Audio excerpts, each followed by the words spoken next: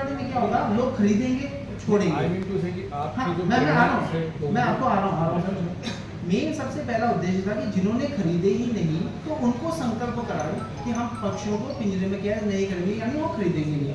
अब क्या होगा, जब वो सब जने मिलके आवाज को उठाते हैं तो जिन्होंने रख रखे हैं उनके मन में हृदय परिवर्तन होता है। अब यदि आप क्वांटिटी की बात करेंगे तो देखिए ऐसा लिखित तो कहीं पे है नहीं, हाँ आप लोगों के उसी की बात न करें, 2 से 3 शॉपकीपर तो ऐसे हैं हमारे करतारपुरा जयपुर में महेश नगर है, उन्होंने इस अभियान को सुनने के बाद 1 साल लगा, उसके बाद उन्होंने बिजनेस चेंज कर लिया, उनको समझ में आ गई। इसका मतलब वो था एक इम्पैक्ट सोसाइटी पे। तो इंडिविजुअल तो बहुत लोग हैं जिन्होंने छोड़ी। आप यहाँ भी देखिएगा, जब ये बात अब सार्वजनिक रूप से जाएगी तो लोग कंफ्यूज में आएंगे, यार हम करेंगे क्या करें।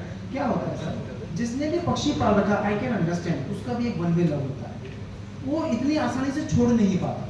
फिर जो पिंजरे का पंछी होता है ना, वो एक्चुअल पिंजरे का ही बन के रह जाता है, क्योंकि उसका आसमान उड़ना नहीं देता, वो उड़ना चाहता है, पंख फड़फड़ाना चाहता है। आप उसको छोड़ भी दोगे ना, तो जनरल आप छोड़ोगे तो वो उड़ भी नहीं पाएगा। इसके लिए भी एक सिस्टम कि भाई आप जहाँ हरियाली है वहाँ ले जाकर पंछियों के बीच में छोड़ो, रिलीज कराए।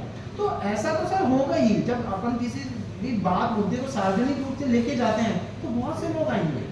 फिर कई जने क्या होता है, उनको ये समझ में आता है हम घर में गलत रखा है, तो हो सकता है सार्वजनिक रूप से नहीं बताना चाहें कि हमने छोड़ रखा है, ठीक है। पर फिर भी सर जब हम प्रयास करते हैं, और मेन जो सफलता थी इसकी एक शुरुआत की कदम था, वो था ही वो था बेंचमार्क। जब जिन्होंने पंछियों को बेचने का बिजनेस उनके मन में आया, नहीं यार दूसरे, हमने उनसे ये रिक्वेस्ट भी करी, सर ऐसा तो नहीं है कि जो पंछी नहीं बेच रहे वो जी नहीं रहे, ये तो हमारे ऊपर है व्यापार। भाई आज मान लीजिए मैं कोई एक एक्स काम कर रहा हूँ, पर दुनिया में सारे जने तो काम नहीं कर रहे हैं, फिर भी दुनिया चल रही है। तो ये भी नहीं कहना कि भाई पंछी ही बेचेंगे तो ही हमारा व्यापार होगा, ऐसा नहीं, भगवान सबको देता है।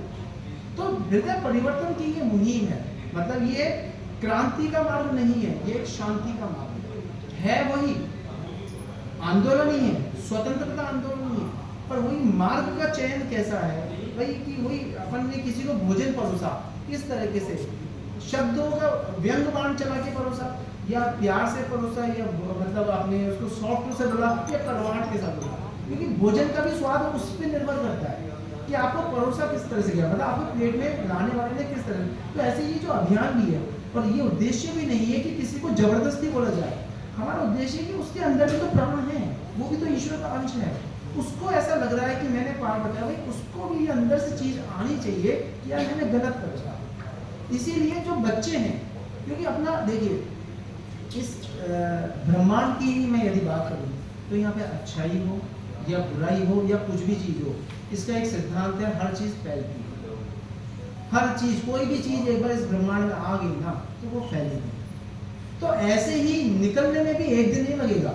ये मैं, मेरा जीवन कितना है, 100 साल का, मेरे को क्या लगता है कि ये अभियान 100 साल में पूरा हो जाएगा, विश्व में नहीं होगा, जन्म पे जन्म लेने पड़ेंगे, और मेरे को एक अकेले विपिन को नहीं, अनेक विपिन को जन्म लेने पड़ेंगे, अनेक लोगों को, तब जाके सम्मिलित प्रयासों से सब चीजें बाहर जाती है। रूट कॉज इतना आसानी नहीं है। आज आपने हमने कई किताबों में पढ़े होंगे कि सामाजिक कुरीतियां बहुत रही है, सामाजिक बुराइयां बहुत रही है, पर क्या वो एक दिन में निकल गई? नहीं, अलग अलग समय।